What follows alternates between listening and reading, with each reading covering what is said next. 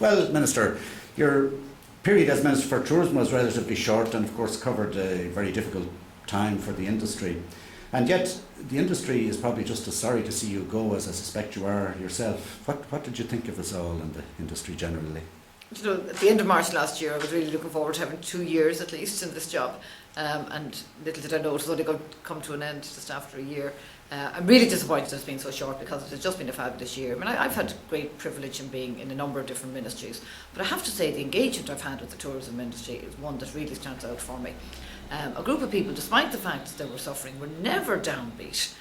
Always looking for new ideas, new ways, wanting to engage. I think probably because it's at the core of the tourism industry that they're really interested in people, that they were willing to come with me and to talk and to plan and to actually make changes. And that for me was really the most exciting part of the year. And as well as that, I took the view last summer that at most I'd only get 2 summers out of it, and I might only get 1.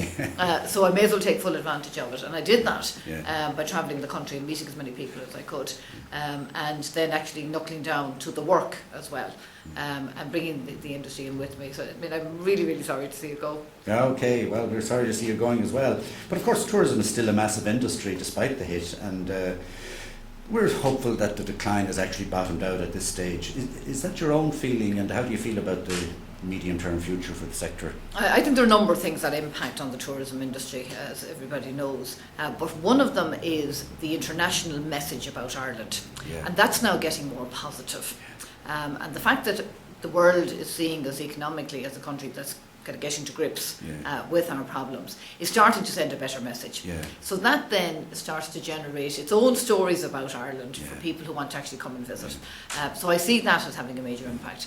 I see some of the changes that the industry have made themselves as something that will resonate with potential visitors, particularly the good value and the good prices, and yet not losing that quality. I think the fact that even though it's been difficult, that people have always remained very upbeat and positive themselves about Ireland and what they have to offer, and going out themselves into the market, that is certainly going to help. The agencies, and I have to say I've found both Tourism Ireland and Fáilte Ireland be really so committed and so dedicated to their work, and not working in isolation. Sometimes government groups are criticised for working separate to the people that they actually represent, whereas in fact those 2 agencies are very much at the heart of the industry, and I think their work will pay off as well over the next few years, particularly now that we've managed to protect their budgets largely. And the other things that I think in relation to kind of more specific initiatives that will help the industry are things like reducing labour costs, the whole competitiveness issue, difficult decisions like reducing the minimum wage, the review of the JLCs and the EROs. I mean, all of that are all designed to support the industry. So I've no doubt that we look forward to a better future for it. Well, that's good, and of course what you're saying about better news getting out is highlighted this week in The Economist magazine, which actually is quite an upbeat article about the Irish economy and saying that we're beating ourselves up too much and that we will actually come out of this in the not too distant future, with some pain of course. But what was interesting was that already this week I've heard one of Ireland's major employers, Microsoft, say that they took that Economist article and sent it to other partners to make sure that they actually read the good news about Ireland. And I think everybody has a role to play in that.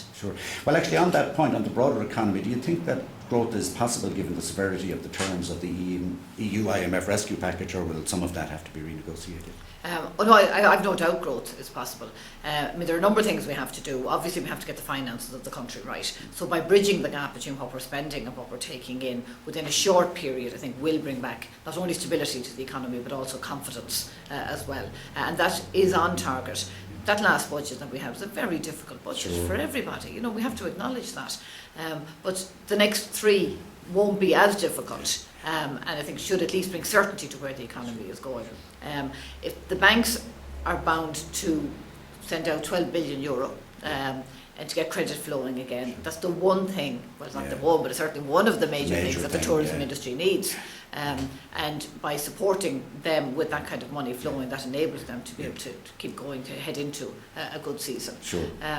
And yes, it's a severe package, and obviously if we can get any reduction in the interest rate, in Europe, which will have to be done at a European level. Of course, we'll fight for that and would welcome it. But the main thing is to get our finances in order, and I believe that's happening and that will help. Okay.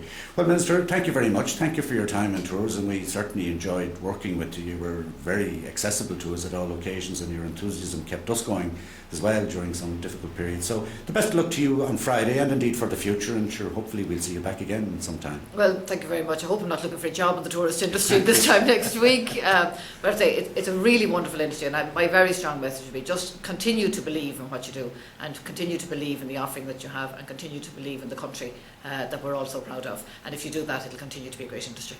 Thank you, Minister. Thanks, everyone.